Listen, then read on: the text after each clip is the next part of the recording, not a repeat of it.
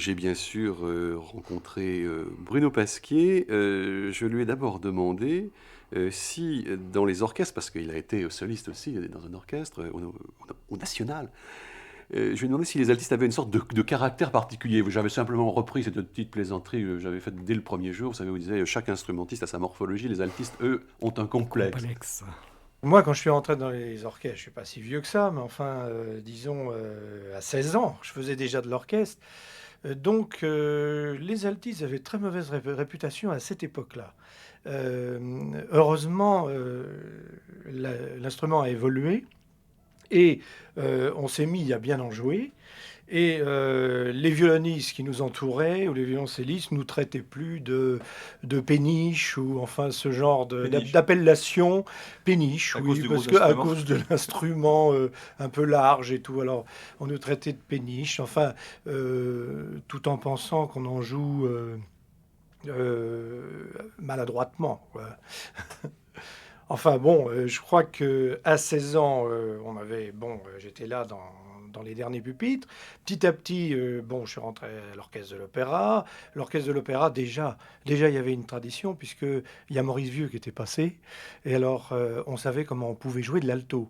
Mais enfin, les gens qui étaient derrière n'étaient pas très très forts non plus. C'est par la suite que l'instrument a évolué et qu'on s'est mis à bien en jouer et qu'on a le respect des autres maintenant. C'est rare finalement un instrument quand même qui est un des grands instruments classiques, enfin Oui. un des grands instruments du répertoire, qui a sa place dans le quatuor à cordes, qui a sa place dans l'orchestre symphonique, et dont on dit qu'il y a seulement quelque temps qu'on sait bien en jouer. Ça paraît absolument extravagant. Oui, peut-être les partitions n'attiraient pas les gens qui étaient doués, en tout cas pour le violon, puisqu'on ne commençait pas par l'alto de toute façon. On était doué pour le violon et on voulait jouer les partitions de violon. Techniquement, c'était plus tentant. Et on laissait peut-être cet instrument aux gens qui justement étaient malhabiles Un peu infirme, hein. et un peu infirmes, un peu infirmes. Et alors à ce moment-là, ils ne servaient pas notre instrument finalement. Et on se réfugiait un petit peu, comme on dit, les réfugiés de la clé de sol. Enfin, ça, c'est une phrase assez célèbre. On se réfugiait sur l'alto et ça permettait quand même, si on avait des choses à dire et d'aimer la musique, de participer à les plus belles pages du répertoire, enfin en quatuor, en orchestre, etc. Vous avez été violoniste d'abord? Ah, moi j'ai été violoniste, mais ça vraiment, moi j'ai une famille de musiciens.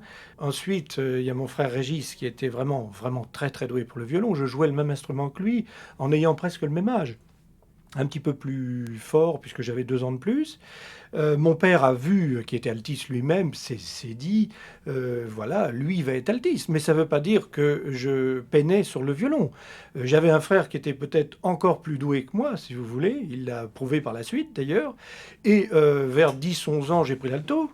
Et j'ai jamais eu envie de retourner sur le violon. Il fallait aussi dans la famille jouer de tous les instruments pour pouvoir pratiquer la musique de chambre. J'avais un frère violoncelliste qui, à l'Auditorium du Louvre maintenant, est conservateur. Il y avait donc un pianiste, un frère pianiste, mon frère Régis qui jouait du violon, je jouais de l'alto, je joue de l'alto, et Alain qui était violoncelliste. Enfin, c'était parfait, quoi. Je crois qu'on ne pouvait pas rêver mieux. Et à cette époque-là, que donnait alors l'enseignement d'alto en France?